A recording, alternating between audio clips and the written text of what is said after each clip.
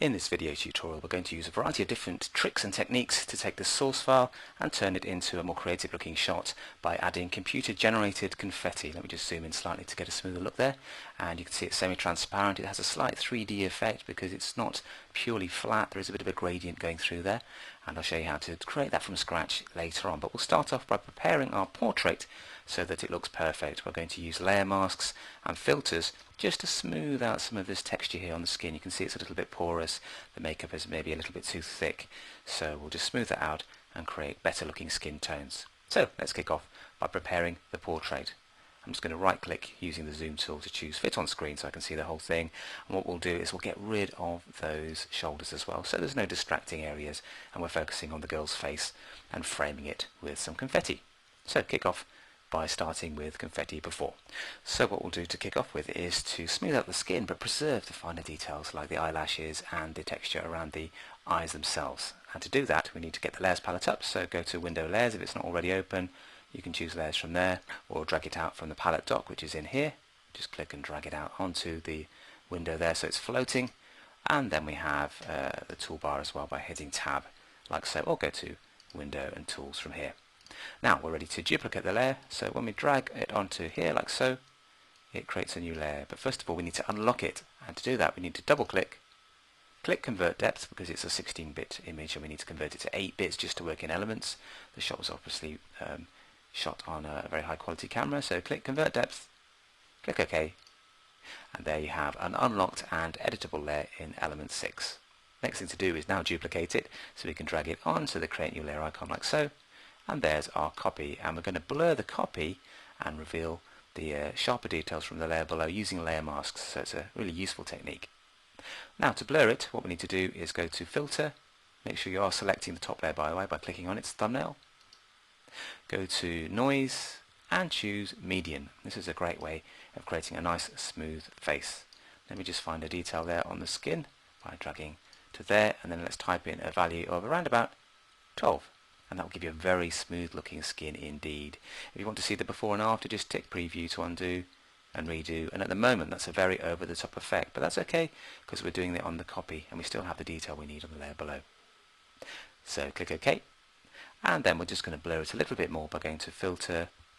It's just taking a while to catch up with itself. There we go, filter, blur, Gaussian blur, and add a blur value of around about 2 just to blur things a little bit more. Click OK, and we now have very smooth skin indeed. If we turn that off on this little icon here, you can see the before, and then layer 0 copy is the after. Much more detail is visible in the layer below. But we need to actually preserve that sharper detail and mix the blurred skin in one document, and to do that we can use layer masks. Now we don't technically have layer masks in Photoshop Elements, but you can steal one from an adjustment layer. So to do that, click here, choose any one. Levels is usually the one I go for. Just click OK, don't make any changes. And now drag the levels adjustment layer below layer 0 copy.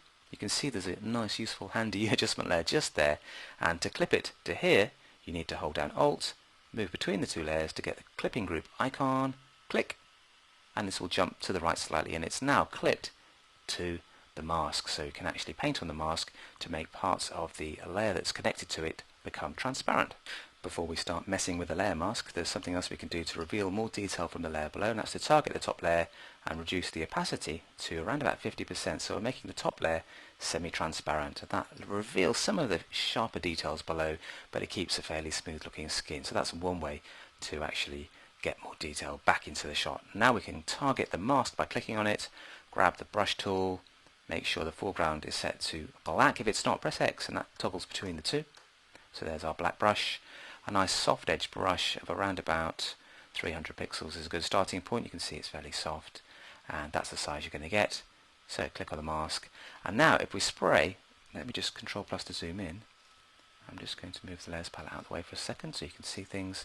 Yeah, if we click and spray now with that black brush on the mask, it will protect this part of the layer from being blurred. So it's actually pushing a hole through the blurred layer to reveal the sharp layer below. Let me do that again with this eye. Click and spray, and we're now making the top layer transparent in just this brush stroked area, so it's getting rid of all the blurry bits, and we're now seeing the sharper pixels from the layer below, but we're keeping the blur from the rest of the shot, so the nose and the cheeks and everywhere else is nice and blurred.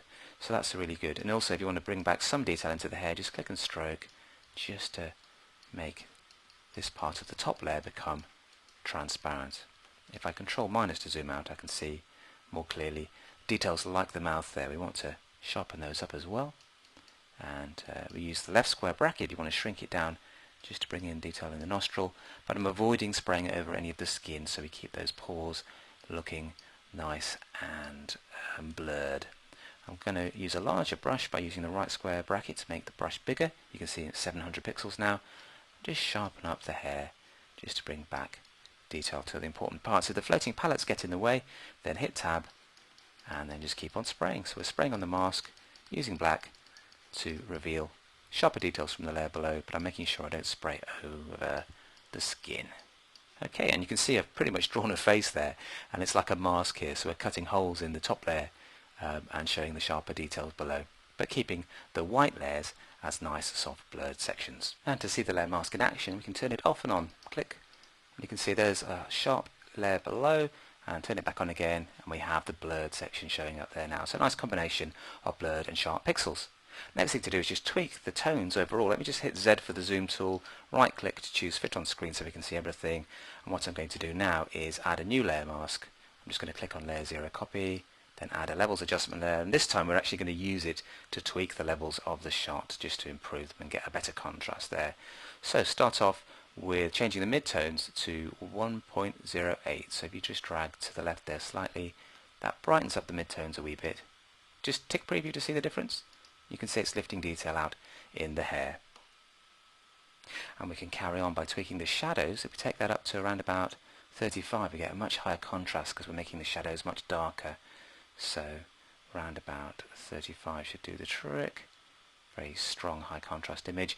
And we're going to brighten the highlights as well by going to the highlight input level slider and dragging that down to around about 230. So that's remapping the original highlights and giving us a much more striking contrast there between shadows and highlights. So the brightest pixels in the picture are now even brighter. There we go. Let me just click OK to make the change, and hit tab to get rid of the floating windows. Now we've got rid of a lot of background detail and we're focusing much more on the portrait. And you might think the contrast is a little bit too much in the face, and you'd be right there. So we can tick the mask and get our brush tool again, and we can just protect the mask by painting black onto these areas here just to reduce the skin tone back to where it was. Basically what we're doing is darkening the areas around the face just to get rid of some of the more distracting areas in the shot, but we're keeping the face more visible. So that gives us perfect control over which areas we're going to focus on and which areas are less important. So we've still got a high contrast image, but detail in the face like so. And to finish off preparing the portrait before we add the confetti, I'm going to create a new layer by clicking the create new layer icon. There we go. And what I'll do is grab the brush tool, get a nice black color, a nice soft edge brush of 700 pixels, and if I control minus just to zoom out, I can then go to the edge here. I'm going to go for an even larger brush actually, around about 1000 pixels, and just gently spray over the shoulder just to darken it and blend it in with the rest of the edges. And again, just down here as well, just spray the soft edge brush just to hide the distracting shoulders. There's the girl appearing from the darkness, and there's a little bit of detail here we can just spray over as well, just to add a kind of vignette effect, just to get rid of this line around the edge there, like so. So there's our shot. We've done quite a lot to prepare things. Let me just turn off some of these layers here just to show you the original effect. You can see there's quite a lot of difference between the before and the after. So we've actually smoothed the skin and drawn attention to the face by darkening the edges. In the next section I'll show you how to create computer generated confetti from scratch and then bring it back into the main document to produce our creative portrait.